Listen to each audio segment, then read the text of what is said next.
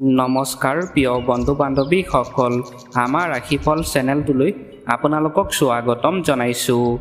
আজি মই আপোনালোকৰ কাৰণে লৈ আহিছোঁ জুলাই মাহৰ 31 তাৰিখ আৰু শাওণ মাহৰ 14 তাৰিখ শুকুৰবাৰৰ সিংহ ৰাশিৰ ৰাশিফল শিতানটো। আজিৰ দিনটোত সূৰ্য উদয় হ'ব পুৱা 4:36 আৰু সূৰ্য অস্ত যাব সন্ধিয়া 6:19। ৰাহুকাল অশুভ সময় বিয়লি 2:52 থাকিব 4:35 এই সময়ছোৱাত গুৰুত্বপূৰ্ণ কাম নকৰিব।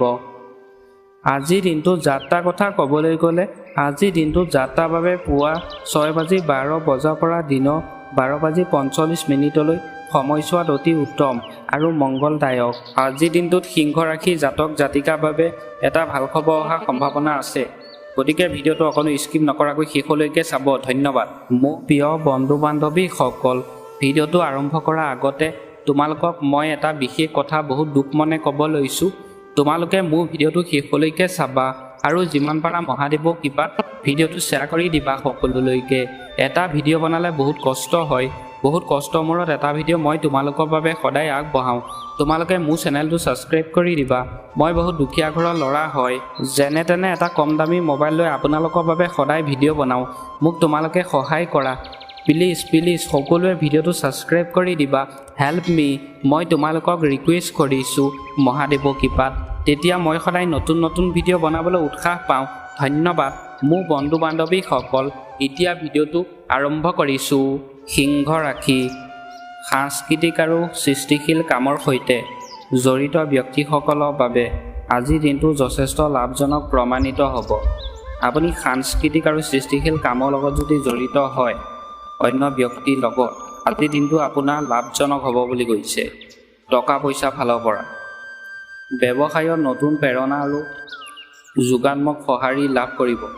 ব্যৱসায় বাণিজ্যত আপুনি নতুন প্ৰেৰণা আৰু যোগাত্মক সঁহাৰি পাব বুলি কৈছে, লাভ কৰিব বুলি কৈছে।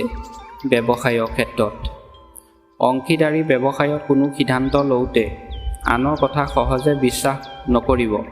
অংশীদাৰী ব্যৱসায়ত যদি আপুনি সিদ্ধান্ত লয়, অন্য ব্যক্তিক আপুনি বিশ্বাস কৰিব কোৱা নাই, আপোনাক সহজতে যিকোনো মানুহক বিশ্বাস কৰিব কোৱা নাই। ব্যৱসায় বাণিজ্যৰ ক্ষেত্ৰত পৰিয়ালৰ সৈতে সন্ধিয়া সময়খিনি খুব ভালকৈ অতিবাহিত হ'ব। আপোনাৰ পৰিয়ালৰ ব্যক্তিৰ লগত আজিৰ দিনটো সন্ধিয়া সময়খিনি ধুনীয়াকৈ অতিবাহিত হ'ব বুলি কৈছে। আজিৰ দিনটো প্ৰেমত দিনটো মিশ্ৰিত, আজিৰ দিনটোত প্ৰেমত দিনটো মিশ্ৰিত বুলি কৈছে। আজিৰ দিনটো আৰ্থিক দিশৰ পৰা কৰ্কট ৰাশি জাতক জাতিকাসকলৰ বাবে আজিৰ দিনটো আৰ্থিক দিশৰ পৰা জাতক জাতিকাসকলৰ বাবে সিংহ ৰাশি আজিৰ দিনটো অতি সুন্দৰ আৰু মৰ্যাদাপূৰ্ণ হ'ব। আৰ্থিক উন্নতিৰ বাবে সিংহ ৰাশিৰ জাতক জাতিকাসকলৰ আজিৰ দিনটো সুন্দৰ আৰু মৰ্যাদাপূৰ্ণ হ'ব বুলি কৈছে। কৰ্মক্ষেত্ৰত সফলতা লাভ কৰিব আৰু সমাজত মৰ্যাদা বৃদ্ধি পাব। কৰ্মক্ষেত্ৰত আপুনি সফলতা পাব আৰু সমাজত আপোনাৰ মৰ্যাদা বৃদ্ধি পাব বুলি কৈছে। আজিৰ দিনটো পূৰ্বতে পাবলগীয়া বাকী ধন আজি আদায় কৰিবলৈ সক্ষম হ'ব। পূৰ্বতে যদি আপোনাৰ টকা পইচা বাকী হৈ আছিলে, আজি আপুনি আদায় কৰিব পাৰিব বুলি কৈছে।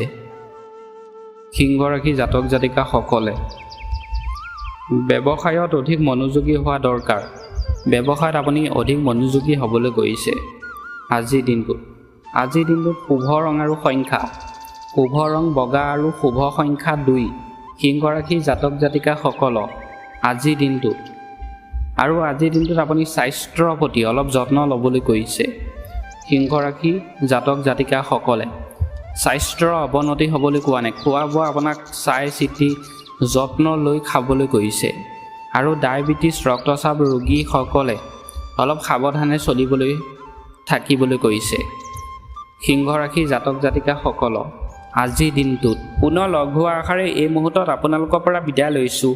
আশা কৰোঁ মহাদেৱে সকলোকে মংগল কৰিব, সকলোকে ভালে ৰাখিব, তাৰে কামনা কৰি এই মুহূৰ্তত আপোনালোকৰ পৰা বিদায় মাগিছোঁ। ওম নমঃ শিৱায়, ওম নমঃ শিৱায়, ওম নমঃ শিৱায়। ধন্যবাদ।